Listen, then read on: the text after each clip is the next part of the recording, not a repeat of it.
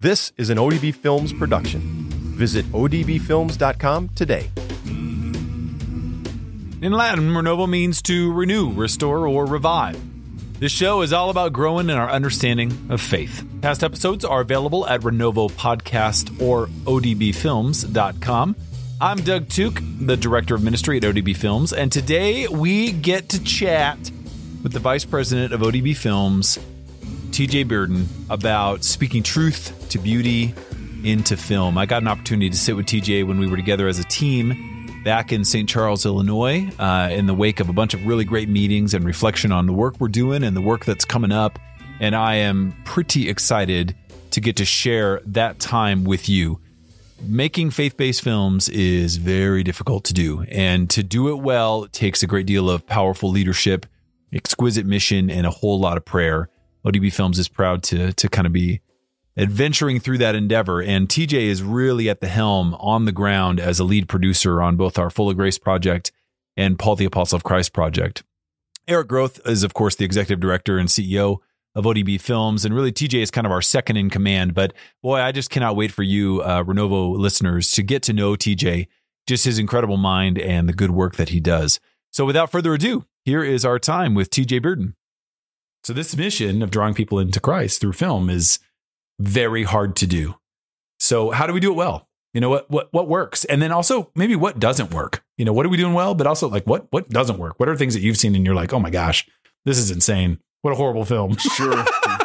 Well, I always say, I think after making these two projects, you learn a lot of mercy for other people who have been able to produce anything. And I hope it's the kind of people treat us with that same sort of mercy. It's easier to sling bad thoughts at people when you haven't produced something. Absolutely. But when you've gone through the trenches, it's just a miracle to be able to produce anything. Yeah. So kudos to anyone who's actually just trying, and encouragement there. But yeah, I mean, we can talk about what is working, what's not working. The mission and like the ODB evolution of our own mission statement of making artfully made, spiritually rich films that help people draw closer to Christ, encounter Christ, was an evolution to understand. It's the history of ODB, mm-hmm. where what ODB always wanted to do through its short films with teens. But I think we learned a lot through the process of making the projects and watching. And I think we were talking about it this week that when I was lucky enough to take them Full of Grace to Bethlehem, for example, right, with one of our executive producers, and to watch that audience in Bethlehem have a very particular reaction and response, powerful, mm-hmm. To a movie that we shot in Malibu that was about their neighborhood in mm-hmm. Bethlehem, mm-hmm. and to see that we did something right, that we connected some dots for them, that it was true, that it was real, and to watch the emotional, someone stood up crying at a certain point, and it shocked me. So I think, and that sort of started a whole process for us of understanding that like these films are because you're bringing humanity of these characters alive, you give people an opportunity, a very personal opportunity to respond to these characters. Absolutely. So there's something sacred happening between the audience and what's happening on screen that goes beyond the filmmaker's intent, which is really interesting. And that can be, so we, with all humility, and to say like, we're discovering that as we go. Yeah. Like, and so, you know, like to your question, like what's working, what doesn't work. Like I say that there are a lot of like secular filmmakers out there that are probably doing it better than some Christian filmmakers. Oh my gosh, I couldn't agree with you more. Loaded statement. Yeah, but but stimulated great conversation. Yeah, that's true. And I don't know, there's a lot to be said there. I think people who are just passionately pursuing the real, the true, mm-hmm. that to me is a profoundly Christian thing. So when you watch somebody who's able to tell an honest, true human depiction of struggle and suffering, and with not trying to read any sort of moralism into it, I always applaud that. And I think that's a very Christian act.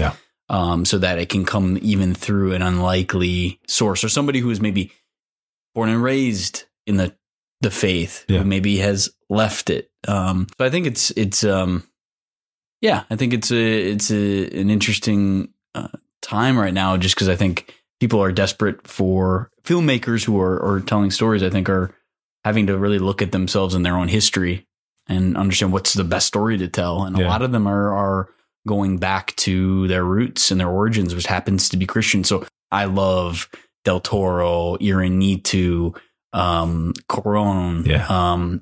These are guys who are Mexican and Spanish. Mm-hmm. These are guys who are who were born and raised in a faith tradition. Yeah. They don't practice anymore, but it's shaped their world. You could add Scorsese to that list. I mean, he's in a journey, man. That guy's journeying right now. And Paul Schrader with First Reformed, which is a kind of more overt meditation on faith. That's interesting from an American perspective. Yeah. You've said, one of the lines you say that I love, in fact, it actually really inspires the ministry side of what we're doing at ODB is, the film really begins when it ends. And I know that sounds silly, but like when the credits roll, so you've given an audience language, imagery, vocabulary, a message.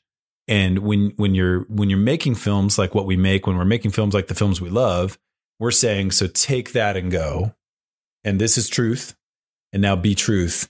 And I'm wondering do you have a memory of the first time you experienced that, where you were like, you saw something and you were just blown away by that, and it inspired you to write, to produce, to direct, to do whatever you do in the context of this mission? Do you have a film in mind that where you were just like, dang?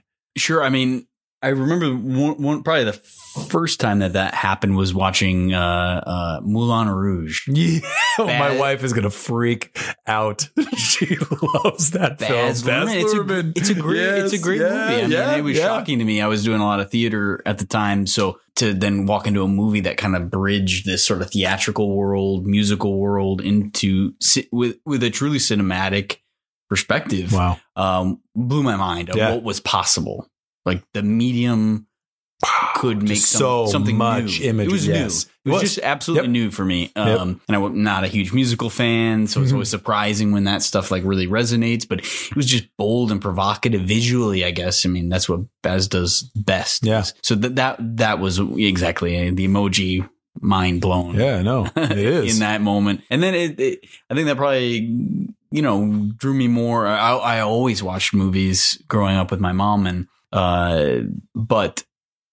never did I think that it was a possibility to like make a career out of it. Sure. And then that event happens over and over again, in different ways. Terrence Malick's Tree of Life was really important. And I think, a decade later set the stage for like what would be something that I'm still kind of working on in my own head, about rectifying the big questions of life. Yes.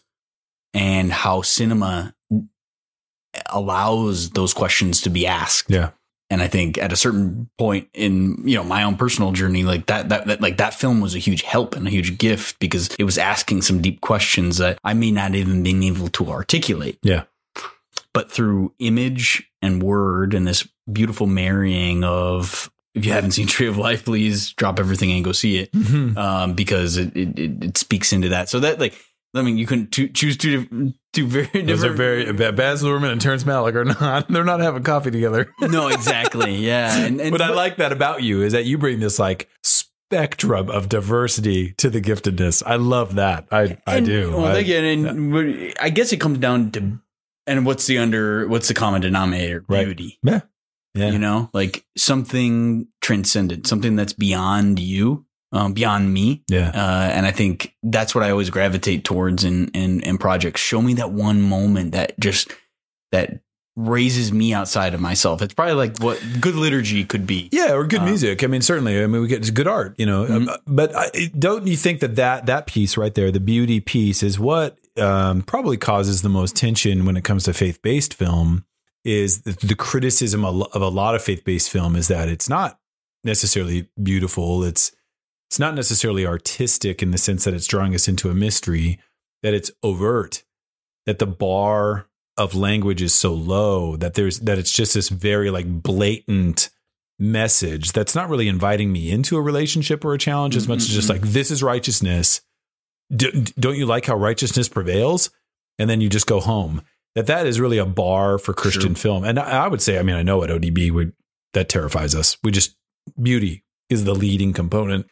I struggle with faith-based film, like a lot of Catholics do, because they're just like, oh my gosh, this is just so cheesy is the word, right? It just isn't there. And I love that you feel that you've really, I think in a lot of ways, you've really triumphed over that and said, there's more. There's just more mystery here. Our Blessed Mother, who St. Paul really is, who St. Luke really is, who is Priscilla and Aquila? How do we get to know them? What was Rome like? Oh my gosh, what was going on? Can you speak to that? I mean, when you go into a project, are you thinking, where is the beauty? And that has to come forward. Is that on your heart? Yeah, I mean, I think the humanity has been something that like has really drawn us to these stories. So, and that's why I think it's what's lacking in these faith-based projects that you're responding to is that it's like it in no way mirrors my human experience. Like sometimes questions are left unanswered. Sometimes I do the things I don't want to do. Sometimes then, even though I'm poor and needy, surprising grace comes in. Like that's the gospel. Absolutely. But that's also just good drama. It is.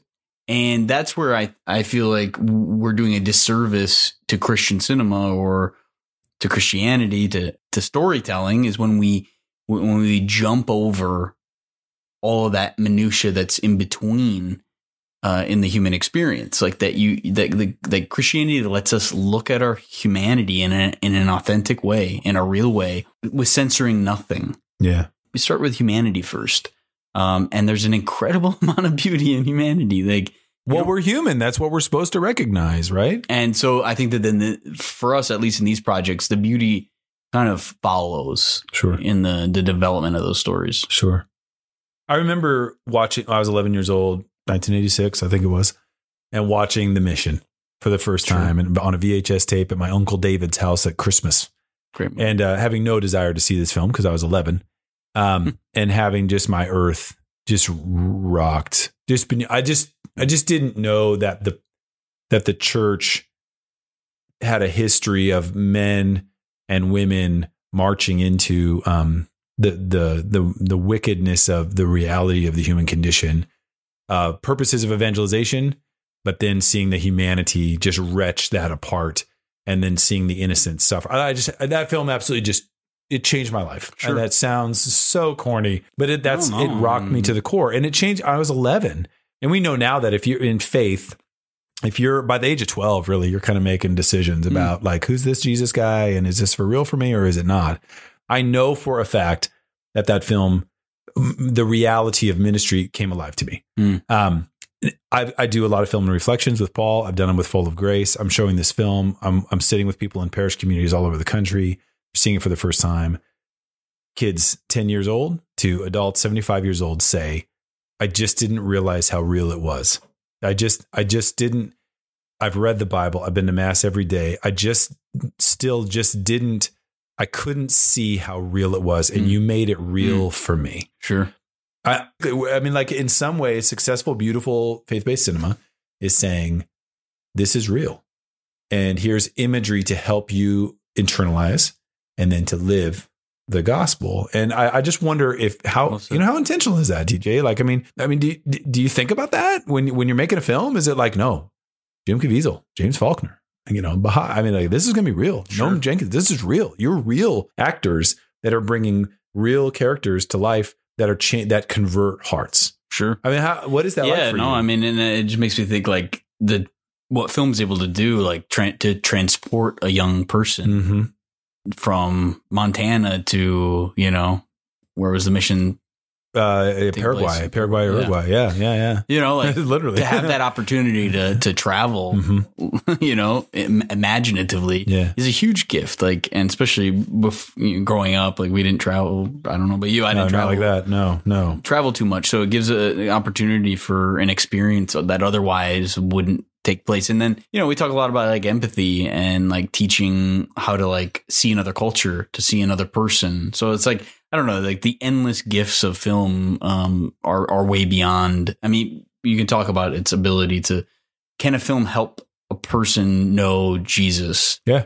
Like that's pretty bold mission, like, but what is that? You can break it down into smaller pieces. Yeah. Does it allow a person to taste something new that's outside of themselves, a new experience, to develop empathy, like, and not in a clinical way, but in a way that only beauty opens you up. Mm-hmm. I think we believe that what's behind beauty is beauty with a capital B. Yeah. And so all beauty is small beauty is all a little taste of the big beauty. Yeah. It's very platonic of you. Yeah. I mean, it really is. The perfect form of beauty and then other forms of beauty. I like that. College work. Somehow. I read that book.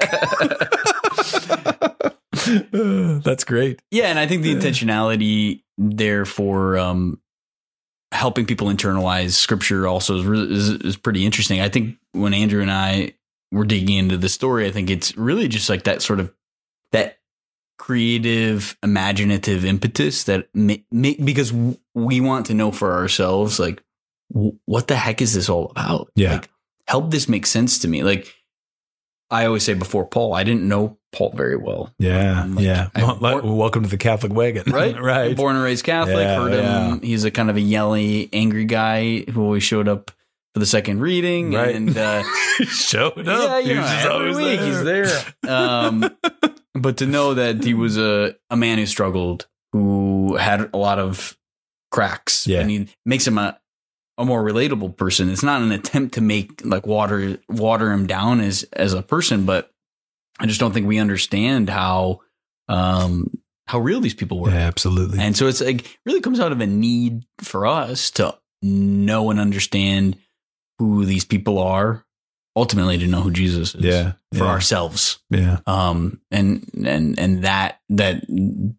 that it gives someone else that experience is amazing. And it's a gift because we're just trying to make sense of it in our heads. Yeah. You know? And express it. Like, I think like good artists, I mean, trying to express it in the most truthful way possible. Sure. When other hearts are inspired by that goodness, that you can't help but feel like, thank God for God. You know, the Lord was working here, and thank goodness we got out of our own way. And sure. And that came forth. Absolutely. How about the industry, TJ? I would love to talk about this for a little bit.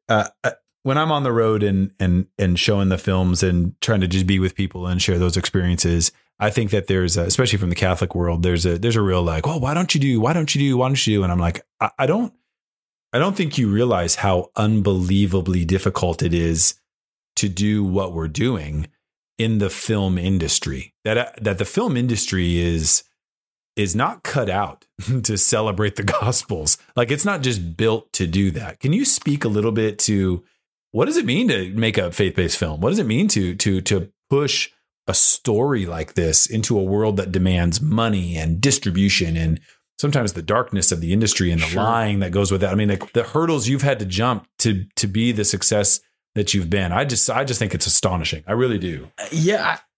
We always kind of flip it and say, like, because a lot of people also say to us that they think that there's a resistance inside of Hollywood to what is good and beautiful. And Hollywood is like a teenage boy that when something new and shiny and attractive walks in the room will turn its head. So the question is, why isn't our stuff turning their heads? Like, we have some of the most revolutionary stories in history, and that we're not doing them the justice that they're due it's on us. It's not on them. Like that a lot. They're just following the money trail. They're just following what's the best drama in the world. And heck, we have just these men and women. We have love stories and war stories, and we have some of the greatest drama, literally, that has ever existed. Drama in the way that von Balthasar talks about drama.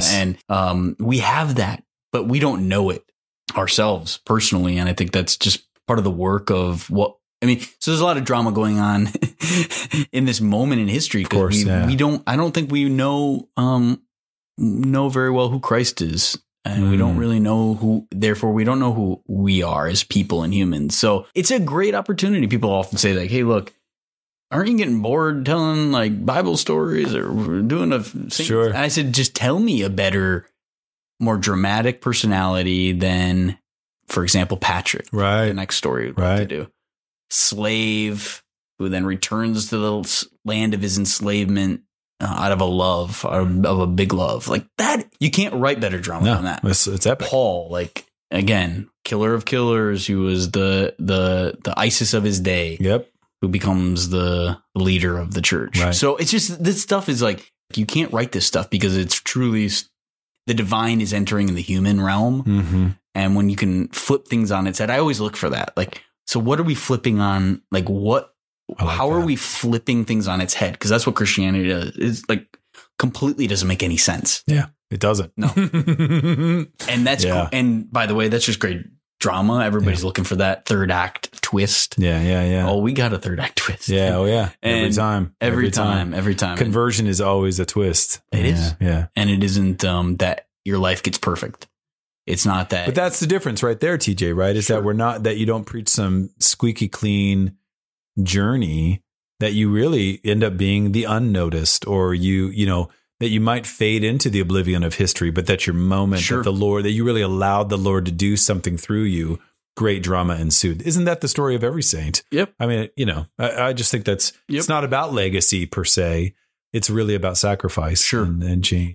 That the mission is what it is keeps us very free and honest, because that's what we're just trying to meet that end of helping people have an experience, have a personal, intimate experience with the Lord that also is beyond us. Like, we'd like to help facilitate it, but it's kind of a mysterious thing how these things play out. And listeners, you should know too, like we have 1,000 emails. We have 1,000 stories from these films of conversion. There's nothing short of conversion. Some that are like profound stories in and of themselves, and some are just like, oh my gosh, this person's life was altered by the imagery of this cinematic experience, and they drew closer into a relationship with their spouse and came back to a relationship with Christ or XYZ. I mean, it's just unbelievable how the recent case being, and exactly. And the one that comes to mind is we just heard a great story of a former Hell's Angel who saw the film, reluctantly went to a church where they were screening the movie, and just left us sobbing because he saw himself in Paul. That if it's possible for him, it's possible for me. And it's like pretty neat to be able to go to the periphery, as using Pope Francis's specifically, and the margin of the margins, give someone an opportunity to know that they're loved. And that's sort of what we're doing, why we're doing it. And unapologetically, and lots more to come too. TJ, I'm super thankful for our time together. This conversation is going to happen a lot because we should do more. Well, we will, because we've got a lot of projects going, and the field's going to be pretty blown away by the future. And we're always thankful for your prayers and certainly your contributions and what keeps us going as a Catholic mission. But TJ, we're also thankful for you saying yes to the sharing of your gifts and just your investment in a couple of ragtag youth ministers, and goes both ways. All right, thanks, brother. We'll talk to you soon. Yep. Bye-bye. I'm so thankful for that interview time with TJ. I hope you enjoyed it as well. We'll be hearing a lot more from our ODB team in the months and the years to come. Thanks for listening. Sincerely, we are partners in the journey of faith. I hope you will subscribe, review, and rate the Renovo podcast on iTunes or wherever you listen. Your topic suggestions, questions, and/or comments are always welcome at doug@odbfilms.com. Friends, always remember to engage the tradition and live the conversion. Until next time, God bless.